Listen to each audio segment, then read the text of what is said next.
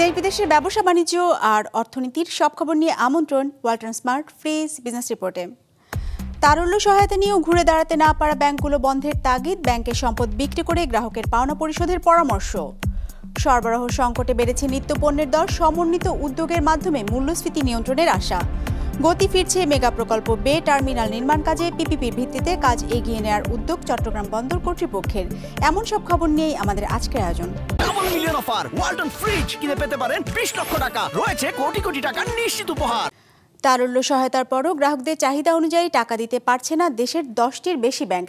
কোটি টাকা জমা থাকা আমানতকারীকেও দেয়া হচ্ছে মাত্র 5,000 টাকা, যার প্রভাবে চরম আস্থাহীনতা তৈরি হয়েছে গ্রাহকদের মাঝে। সহায়তা পাবার পরও যেসব ব্যাংক ঘুরে দাঁড়াতে পারছে না তাদের ব্যাপারে কঠোর সিদ্ধান্ত নেওয়ার তাগিদ দিয়েছেন বিশ্লেষকরা। প্রয়োজনে ব্যাংকগুলোর সম্পদ বিক্রি করে হলেও গ্রাহকদের পাওনা পরিশোধের পরামর্শ তাদের। রায়হান শোভনের রিপোর্ট।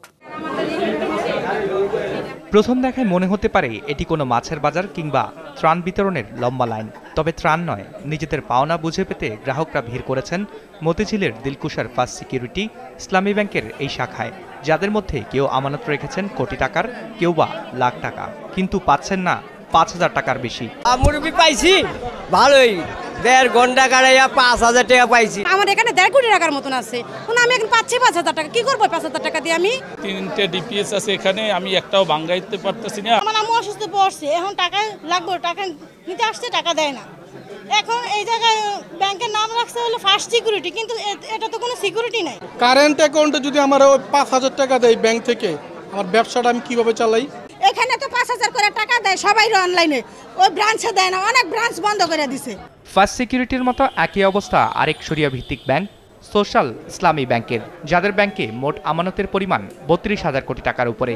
তবে এস আলম গ্রুপ খাতা কলমে 6,200 আর নামে বেনামে অন্তত 15,000 কোটি টাকা হাতিয়ে নেয় বিপাকে পড়েছে ব্যাংকটি, যার ফলে তৈরি হয়েছে চরম গ্রাহক অসন্তোষ। হাসনাবাদ ব্রাঞ্চে মারামারিও প্রতিদিন লাগে, সপ্তাহে একদিন 5,000 মন চাইলে দেয় 20 জনরে, তারপরে আর দেয় না। প্রথম গেছে সিটি সেন্টার, ওখানে বলতেছে আমার হেড অফিস না, এই জায়গা আছে, এই জায়গায় বলছে, ওই জায়গায় কই জায়গায় যাবো, আমার যাবো না কোথায় বলে। ডিয়ার যদি না ভাঙতে পারে আমি চলবো কিভাবে? আমি আরো 2-3টা ব্রাঞ্চে গেলাম, যেখানে মানে একদম ক্লোজ লিখে রাখছে। একদিক থেকে যেমন টাকা উঠানোর চাপ বাড়ছে, কিন্তু জমার পরিমাণ কোনো গ্রাহক জমা নেই।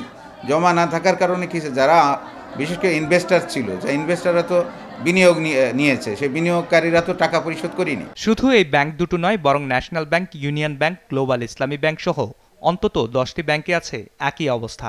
সংকট কাটাতে ক্রেডিট গ্যারান্টি স্কিমের মাধ্যমে 3 দফায় 6,845 কোটি টাকার তারল্য সহায়তা দিয়েছে বাংলাদেশ ব্যাংক। জানা গেছে এর মধ্যে সবচেয়ে বেশি 2,095 কোটি টাকার তারল্য সহায়তা পেয়েছে ইসলামী ব্যাংক।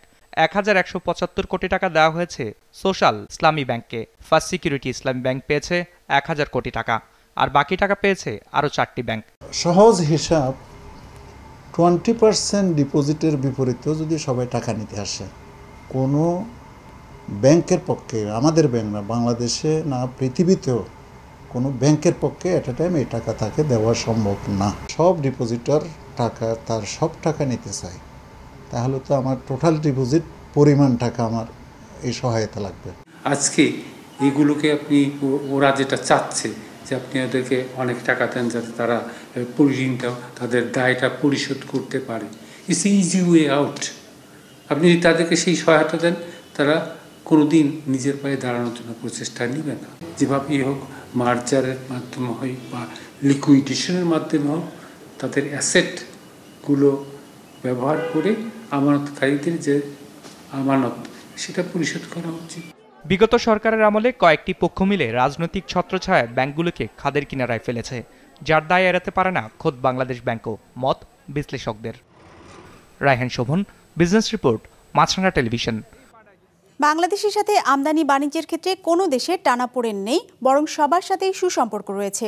বুধবার টিসিবির ট্রাক সেলে আলু বিক্রয় কার্যক্রমের উদ্বোধন শেষে এসব কথা বলেন বাণিজ্য উপদেষ্টা। জানান, বাজারে সরবরাহ সংকটের কারণে মূল্যস্ফীতি বেড়েছে, যার নিয়ন্ত্রণে সরবরাহ বাড়ানোর উদ্যোগ নিয়েছে সরকার।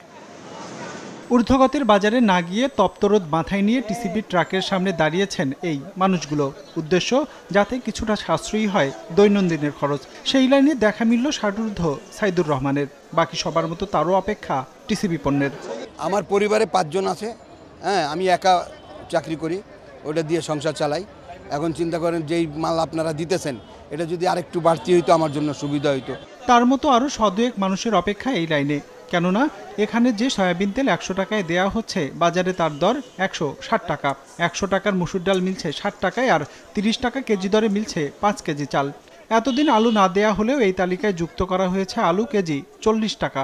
বাজারে তো 70 টাকা আলু কেজি, বাজারে 110 টাকা ডালের কেজি, এখানে 60 টাকা কেজি। এটা আমার জন্য, আমি গরিব মানুষ, আমার জন্য ভালো সুবিধা আছে, সুযোগ সুবিধা আছে দিকে তো নিতেছি। মনে হয় তো নিলে তো 10 টাকা কম পাবো লাগে এই জায়গায় আইস। টিসিবির ফ্যামিলি কার্ডের বাইরে এই কার্যক্রমের আনুষ্ঠানিক উদ্বোধন করা হয় আজ, যেখানে জানানো হয় আলুর মূল্য নিয়ন্ত্রণে এমন উদ্যোগ নিয়েছে সরকার। অন্যান্য পণ্যের সঙ্গে এখন থেকে আলু বিক্রি হবে এসব ট্রাকে। দর নিয়ন্ত্রণে হিমাগারগুলোতে তদারকি বাড়ানোর নির্দেশও দেওয়া হয় অনুষ্ঠানে। বীজ আলু হোক, খাবারের আলু হোক, সেটি যাতে কোনোভাবে দাম না বাড়ায়, মজুতদারি বা মধ্যস্বত্বভোগীরা এখানে যাতে অযাচিতভাবে কোনো দাম বৃদ্ধি বা ম্যানিপুলেশন করতে না পারে, জনগণকে কষ্ট দিয়ে যাতে কেউ কোনো জিম্মি করে যাতে কোনো মুনাফা লুটতে না পারে, কোনো কষ্ট দিতে না পারে। আমি ভোক্তা অধিকারের ডিজি মহোদয়কে আজকে আমাদের উপদেষ্টা মহোদয়ের সামনে এটা বলতে চাই যে আপনি মাঠ পর্যায়ে যেখানে হিমাগার আছে সেখানে আরও কঠোর নজরদারি এবং নিয়ন্ত্রণ করুন। খাদ্য মূল্যস্ফীতি কমাতে বাণিজ্য, কৃষি ও প্রাণী সম্পদ মন্ত্রণালয়ের সমন্বিত উদ্যোগ গ্রহণ করা হয়েছে বলে জানানো হয় অনুষ্ঠানে। বলা হয়, রমজানে তেল, চিনি ও খেজুরের দর সাধারণের ক্রয় ক্ষমতার মধ্যে রাখার লক্ষ্যে শুল্ক ছাড়ের উদ্যোগ নেওয়া হয়েছে। আমদানিতে কোনো দেশের সাথে বাণিজ্যের ক্ষেত্রে টানাপোড়েন না থাকার কথাও জানানো হয় অনুষ্ঠানে। বাণিজ্যের ক্ষেত্রে আমার কর্মকাণ্ড রাজনৈতিক না, আমার কর্মকাণ্ড হচ্ছে পরিপূর্ণভাবে বাণিজ্যিক। সো আমার কাছে Bharat, Pakistan, China is no issue. আমি সবাইকে সংযুক্ত করতে চাই। যেমন আপনারা সিন্ডিকেট বলছেন, আমরা যদি এখন দেশ হিসেবেও সিন্ডিকেটেড হয়ে যাই তাহলে তো সমস্যা। আমাদেরকে উদার ব্যবস্থা নিতে হবে এবং উদার ব্যবস্থার মধ্যে চাহিদা যোগানের একটা ভারসাম্য রক্ষা করতে হবে। টিসিবির পণ্য বিক্রির কার্যক্রম চলমান থাকবে আগামী মাসেও। প্রতি ট্রাক থেকে সুবিধা পাবেন অন্তত 350 জন মানুষ। চাহিদা এবং যোগানের যে ভারসাম্য, এটাকে আমাদেরকে রক্ষা করতে হবে। রঞ্জিবুল মিজান, বিজনেস রিপোর্ট, মাছরাঙ্গা টেলিভিশন। সরকার পরিবর্তনের পর থমকে যাওয়া দেশের অন্যতম মেগা প্রকল্প বে টার্মিনাল নির্মাণে গতি ফিরছে। জমি অধিগ্রহণের জটিলতা কাটিয়ে বিদেশিদের সাথে পিপিপির ভিত্তিতে বে টার্মিনাল নির্মাণ কাজ এগিয়ে নিতে জোর কার্যক্রম চলছে বলে জানিয়েছে চট্টগ্রাম বন্দর কর্তৃপক্ষ। নাজমুল সাদেকের রিপোর্ট, ক্যামেরার সাথে ছিলেন রবিউল টিপু।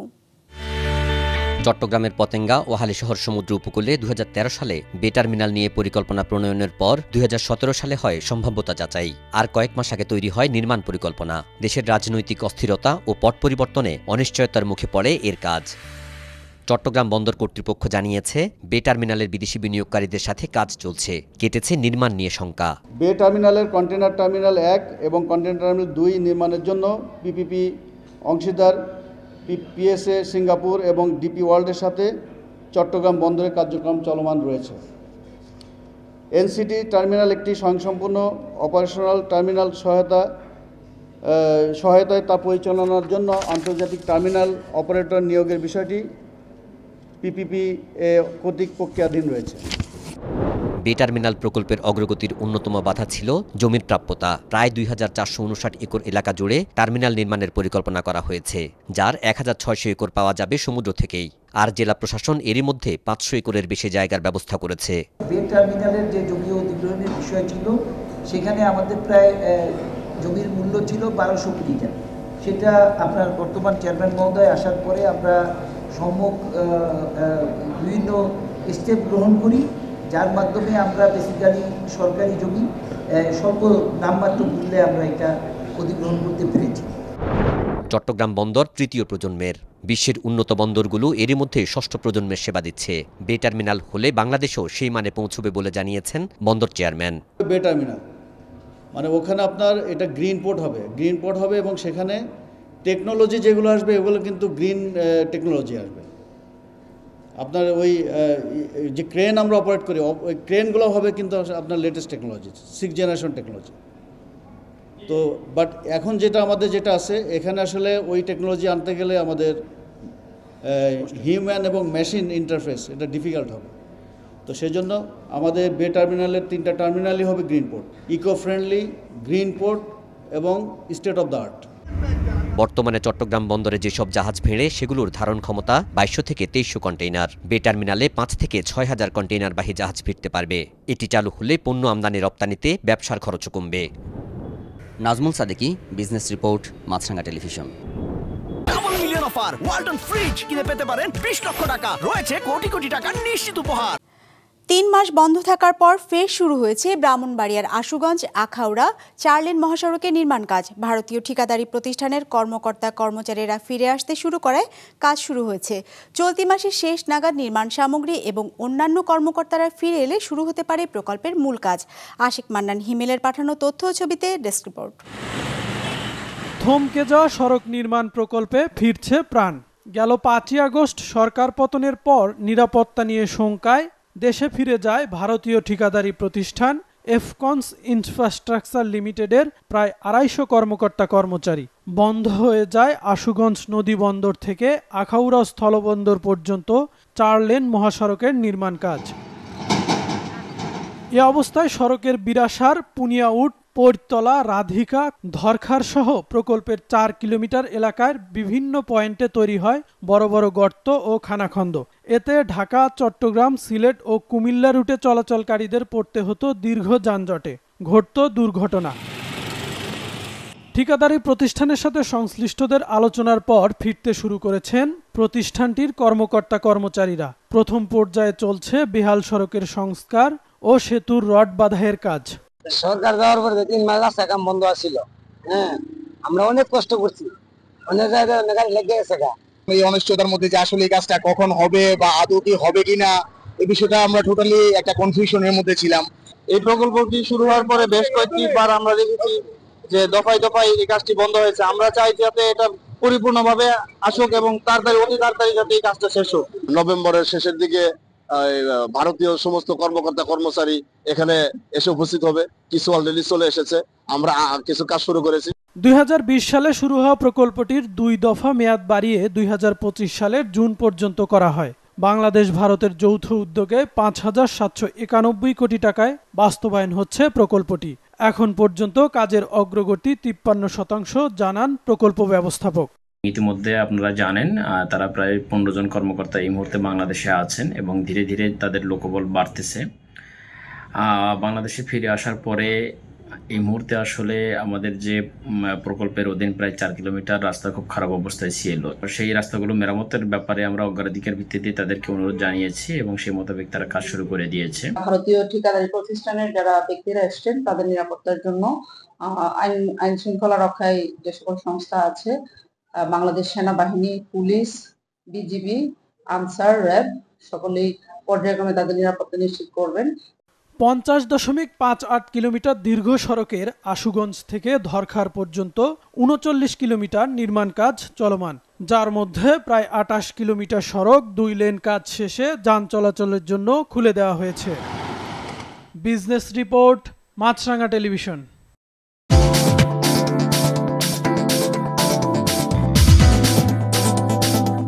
ইতিবাচক ধারায় শেষ হয়েছে ঢাকা স্টক এক্সচেঞ্জের লেনদেন। সার্বিক সূচক ডিএসসি এক্স 2 পয়েন্ট বেড়ে দাঁড়িয়েছে 5,245-এ। বেচাকেনা হয়েছে 393 কোটি টাকার।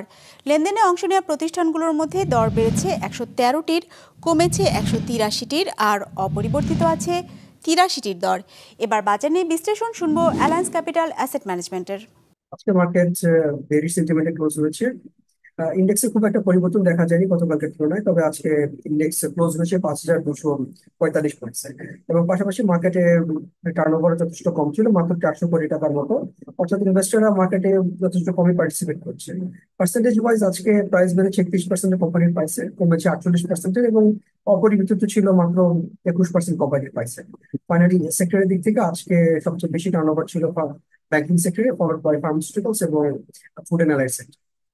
ওভারঅল আমরা মনে করি মার্কেটের প্রতি ইনভেস্টরদের লাস্ট কাপল অফ ডেজ ধরে যথেষ্ট কম কনফিডেন্স রয়েছে, এর ফলে তারা পার্টিসিপেট যথেষ্ট কম করছে।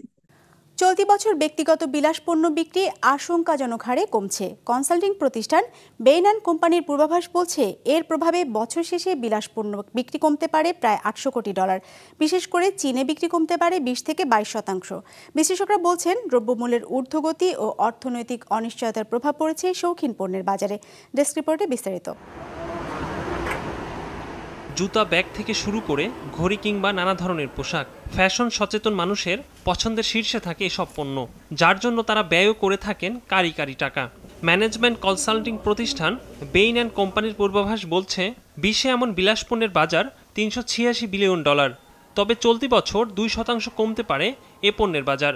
বিশেষ করে চীনে বিলাসপণ্য বিক্রি কমতে পারে 20 থেকে 22% পর্যন্ত।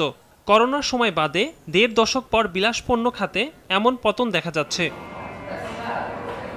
এদিকে বিলাসপণ্য খাতে মন্দার প্রভাবে LVMH ও কেরিংয়ের মতো বড় কোম্পানিগুলোর শেয়ার দাম কমছে। দীর্ঘ সময়ের জন্য পণ্য বিক্রি কমে গেলে বিনিয়োগকারীদের মধ্যে উদ্বেগ বাড়তে পারে, পূর্বাভাস বেইন অ্যান্ড কোম্পানির। ছুটির মৌসুমে মানুষ ঘুরতে বের হয়, কেনাকাটাও করে বেশি। তবে মুদ্রার অবমূল্যায়নের ফলে চলতি বছর এই সময়টাতে বিলাসপণ্যের বৈশ্বিক বিক্রিতে প্রবৃদ্ধি নাও হতে পারে, কারণ এ খাতে চীনের অবস্থা এখন নিম্নমুখী, বলছে গবেষণা প্রতিষ্ঠানটি। পণ্যের মূল্য বৃদ্ধি, বিশ্বজুড়ে যুদ্ধ, বিভিন্ন দেশে নির্বাচন এবং চীনের অর্থনৈতিক দুর্দশার কারণে ভোক্তাদের আর্থিক অবস্থা দুর্বল হয়ে পড়েছে। বিশেষ করে কম বয়সীরা বিলাসপণ্য কিনতে অনাগ্রহ দেখাচ্ছে। এছাড়া গত 2 বছরে বিলাসবহুল পণ্যের ক্রেতা 5 কোটি কমে প্রায় 35 কোটিতে নেমেছে। উচ্চ মূল্য ভোক্তাদের নিরুৎসাহিত করছে বলে বেইনের প্রতিবেদন উল্লেখ করা হয়। একরামুল ইসলাম খান, বিজনেস রিপোর্ট, মাছরাঙ্গা টেলিভিশন। দর্শক, আমাদের যে কোনো পর্ব নিজেদের সুবিধাজনক সময় দেখতে সাবস্ক্রাইব করুন বিজনেস রিপোর্টের অফিসিয়াল ইউটিউব চ্যানেল। ফেসবুক পেজে লাইক দিয়ে আপডেট থাকুন ব্যবসা বাণিজ্যের আলোচিত সব ঘটনা সম্পর্কে। আর আপনাদের মতামত জানান কমেন্টস অথবা ইনবক্সে। আজ এটুকুই, বিদায় নিচ্ছি, ভালো থাকবেন।